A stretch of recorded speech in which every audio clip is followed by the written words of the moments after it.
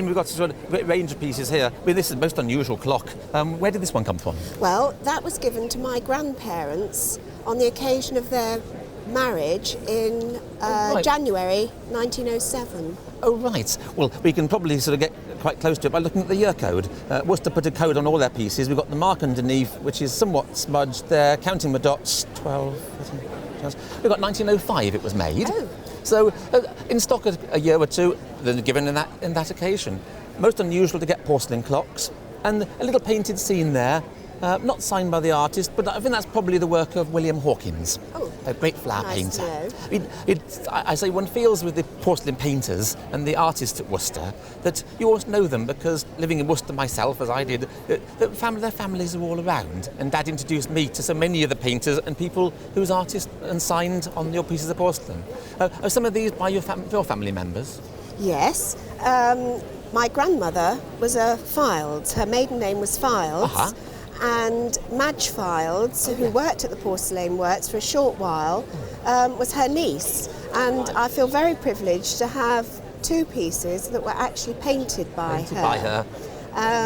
Probably not of great value, but they are to the members of my family. Well, they become special pieces, aren't they? Yes. I mean, the great painter of roses particularly, yes, and flowers, and that sort of atmospheric shaded background, yes, which Worcester so specialised in. Yes. But that's the nice thing. And then your family have been collecting and buying pieces after that? My father particularly had a great love of Worcester china, and this is part of what he has left to me. Did he know the painters himself? I'm not sure whether my father actually knew, but certainly my grandfather, who was a well-known character in Worcester, he certainly knew Harry Davis and the Stintons. Right, and we can see their work here. I mean, of course, Harry Davis means a lot to my family because Dad knew him very well. I was just a very young boy. I was 9 years old when I met Harry Davis and would spend hours as a boy watching him paint. And I can see the magic name Harry Davis on this one. You've got some very unusual pieces. To get this subject, he's famous really for his French-style landscapes and sheep.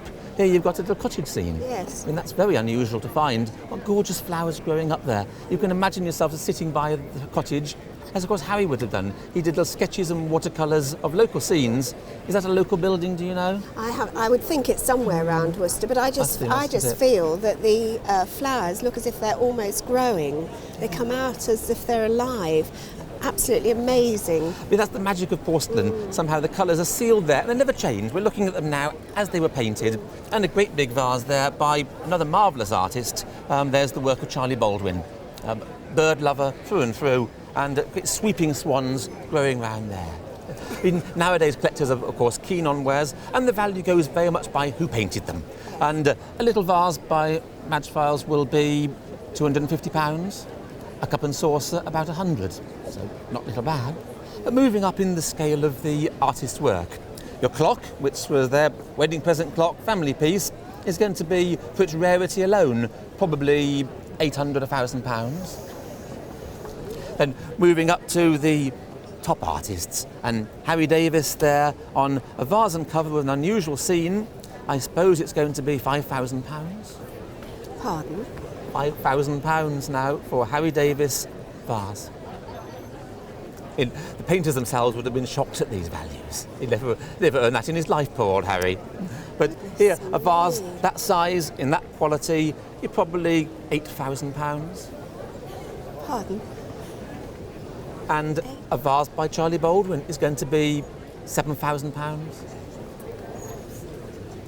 Goodness me. Now, I mean, it makes you think really, when these were made as labours of love by the artists, as great bits of porcelain, but now they're expensive treasures too.